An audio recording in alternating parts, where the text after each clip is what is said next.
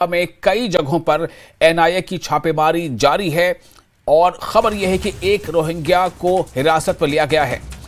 जम्मू और सांबा में कई जगहों पर, कई मकामात पर नेशनल इन्वेस्टिगेशन एजेंसी की छापेमारी चल रही थी और इसमें जो अब तक खबर आई उसके मुताबिक एक रोहिंग्या को हिरासत में लिया गया है। मणिपुर आईईडी धमाका, इंसानी स्मगलिंग और साथ ही साथ पासपोर्ट कानून की खिलाफ वर्जी को लेकर यह कार्रवाई हो रही है, छापेमारी हो रही है।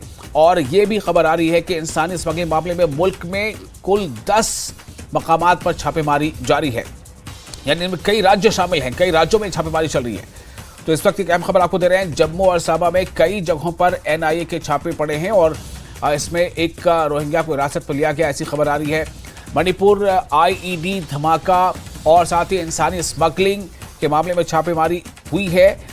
ये भी खबर सामने आ रही है कि पासपोर्ट कवानीन की खिलाफ वर्जी का भी कुछ मामला इससे जुड़ा है और साथ ही इंसानी स्मगलिंग, ये तमाम इंटरलिंक मामले हैं। इंसानी स्मगलिंग के मामले में भी ये छापेमारी चल रही है और ये छापेमारी सिर्फ जम्मू में नहीं बल्कि कई और राज्यों में भी हो रही है। एक खबर के मुताबिक जो अभी जराये से पता चल रहा है कि कुल 10 राज्यों में ये छापेमारी चल रही है एनआईए की।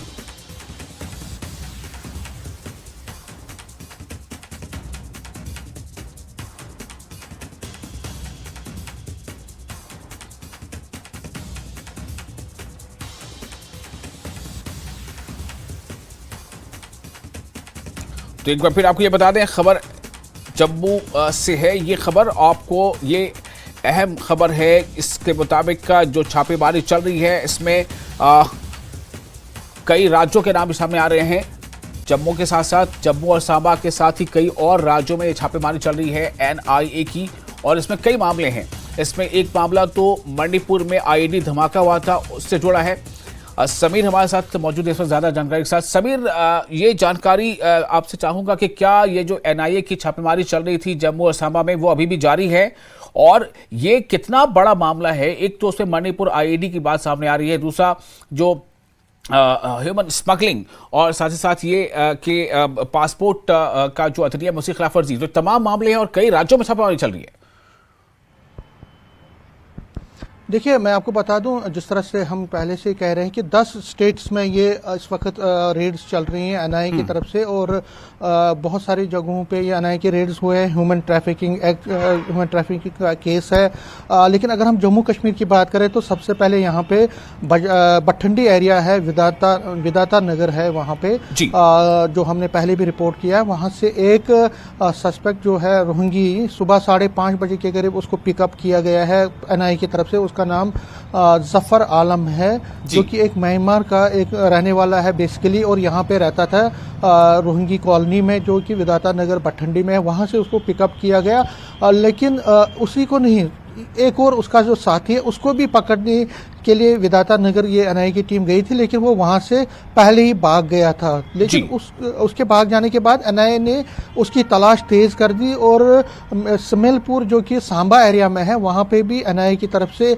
रेड की गई, जब उनको ये सूचना मिली कि ये जो उसका साथी है वो वहां पे पहुंच गया है। लेकिन जब वो वहां पे पहुंचे उन्होंने पूरी लोकेलिटी की छानबीन की तो लेकिन वो मिला नहीं वहां से और इस तरह से एनआईए की टीम वापस आ गई। लेकिन उसकी तलाश अभी भी जारी है, जो उसका साथी है। दोनों पर ये चार्ज है कि ये ह्यूमन ट्रैफिकिंग में और पासपोर्ट वायलेशन जो 1967 का, और इसके साथ साथ जो मणिपुर में आईडी ब्लास्ट हुआ था उसमें भी उनका कनेक्शन है। फिलहाल एनआईए की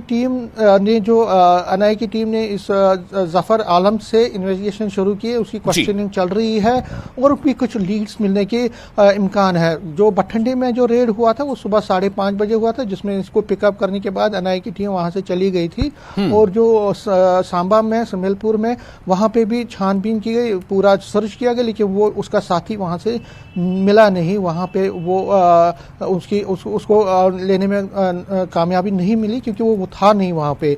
तो एनआईए की टीम, एनआईए को इस केस में जो जिस तरह मैंने केसेस गिनाए आपको, इन केसेस में ये जफर आलम की तलाश थी और उसको वो कामयाबी मिली। अब उससे जो लीड्स मिलेंगे उस आधार पे और भी आगे इन्वेस्टिगेशन तेजी से चलेगा। लेकिन एक बड़ा कार्रवाई की जा रही है एनआईए की टीम से। और ये मैं बता दूं कि अगर रोहिंगी इलाकों की बात करें यहाँ जम्मू में, तो बहुत सारी जगहों पे पहले भी, जिस तरह मैंने पहले भी कहा कि ये टेरर एंगल में या जितने भी बाकी एंटी सोशल एक्टिविटीज़ में सम्मिलित उनकी इन्वॉल्वमेंट हुई है पहले भी, और आज की कार्रवाई भी उसी का एक कनेक्शन है। फिलहाल इन्वेस्टिगेशन चल रही है, उससे क्वेश्चनिंग जो चल रही है, वहाँ से जिस तरह मैंने कहा लीड्स मिलेंगे, उसके आधार पे एनआईए और जो इंटेलिजेंस एजेंसीज हैं, इन्वेस्टिगेटिंग एजेंसीज हैं, वो अपने दायरे को और बढ़ाएंगी। और जिस तरह से ह्यूमन ट्रैफिकिंग का जो इशू है, यहाँ सिर्फ जम्मू में नहीं बल्कि जिस तरह हमने कहा कि पूरे देश के 10 स्टेट्स में इस पे आज कार्रवाई चल रही है, कई लीड्स मिली हैं इन्वेस्टिगेटिंग एजेंसीज को।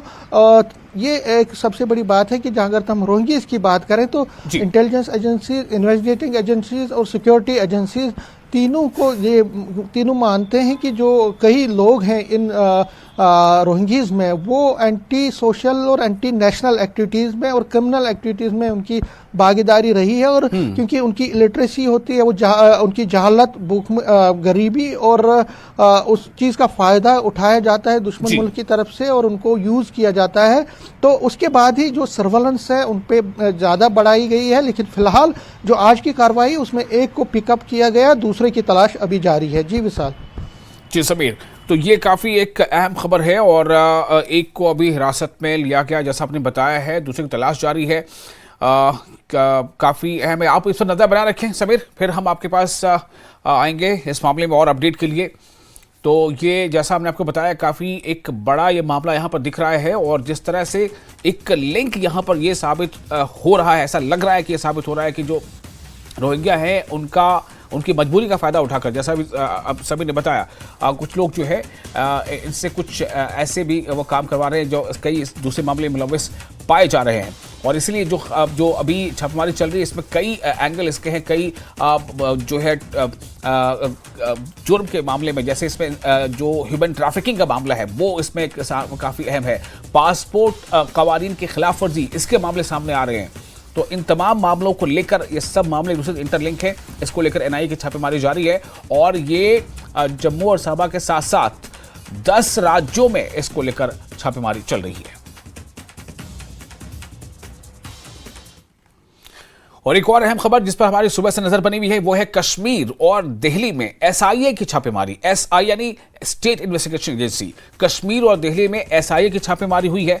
श्रीनगर, अनंतनाग, पुलवामा और पांपोर में एजेंसी के छापे पड़े हैं। अनंतनाग में छापे का अमल जो है वो मुकम्मल हो गया है। अनंतनाग में छापा चल रहा था, वो कंक्लूड हो चुका है वहां पर।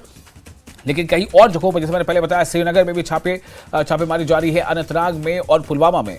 पांपोर में जो है वो छापेमारी कंक्लूड हो चुकी है और दिल्ली में भी इसको लेकर रेड जारी है, रेड वहां भी पड़ रही है। ये जो मामला है एसआईए का, स्टेट इन्वेस्टिगेशन एजेंसी के छापे का, ये टेरर फंडिंग मामले से जुड़ा है और ये एसआईए की छापेमारी लगातार अभी जारी है। पांपोर के बारे में फिलहाल ये खबर आई है कि वहां पर जो छापेमारी थी वो कंक्लूड हो चुकी है। और रईस मागरे हमारे रिपोर्टर हमारे साथ जुड़ चुके हैं ज्यादा जानकारी के साथ। रईस, क्या अपडेट मिल रही है इस छापेमारी के ताल्लुक से अब?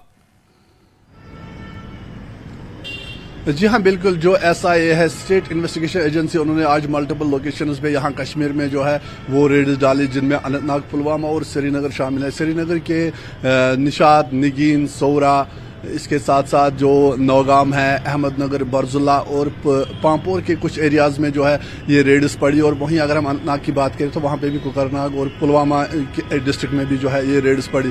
तो यही है कि जो टेरर फंडिंग केसेस है उनके रिलेटेड ये जो है ये कार्रवाई, ये रेड्स हो रही है। और लगातार हम यहाँ पे देख पा रहे हैं कि जिस तरह से OGWs का नेटवर्क यहाँ पे उसको ध्वस्त करने की कोशिश की जा रही है और साथ ही साथ जिस तरह से टारगेट किलिंग हुई है, उसके बाद जो टेरर फंडिंग केसेस है उनको उनकी इन्वेस्टिगेशन तेजी से हो रही है ताकि जो यहाँ पे जो ये फंड है जो गलत तरीके से इस्तेमाल हो रहा है, इसके खिलाफ जो है वो कार्रवाई की जाए। और यहाँ पे इसमें कुछ नामचीन चेहरे भी जो है वो इसमें शामिल हो सकते हैं। यही वजह है कि लगातार इस पे जो है वो कार्रवाई हम यहाँ पे देख रहे हैं। और पिछले कुछ दिनों की अगर हम बात करें तो जिस तरह से टारगेट बीते कुछ दिनों से जिस तरह से हमने देखा है कि श्रीनगर में कुछ ऐसे वाक़ात हुए हैं, टारगेट किलिंग्स हुई है, उसके बाद जो है अब ये कार्रवाई और तेज हुई है। और लगातार यहाँ पे देखा जा रहा है कि जहाँ एक तरफ से मिलिटेंसी का जो ग्राफ है वो नीचे आ रहा है जिस तरह से कहा जा रहा है, लेकिन दूसरी तरफ से सिक्योरिटी फोर्सेस के लिए ये कंसर्न बना हुआ है कि जो OGWs का नेटवर्क है, जिस तरह से कार्रवाइयां अभी भी जो मिलिटेंट गतिविधियां जिस तरह से टारगेट किलिंग हो रही हैं उसको रोकने के लिए जो है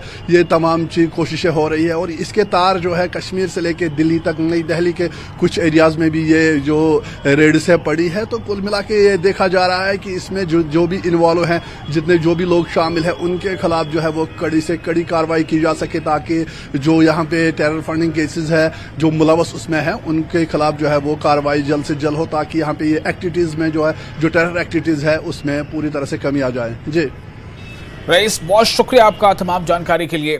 तो SIA की ये छापेमारी है टेरर फंडिंग को लेकर, और ये छापेमारी न सिर्फ ये कि कश्मीर के मुख्तलिफ इलाकों में बल्कि दिल्ली में भी ये छापेमारी चल रही है।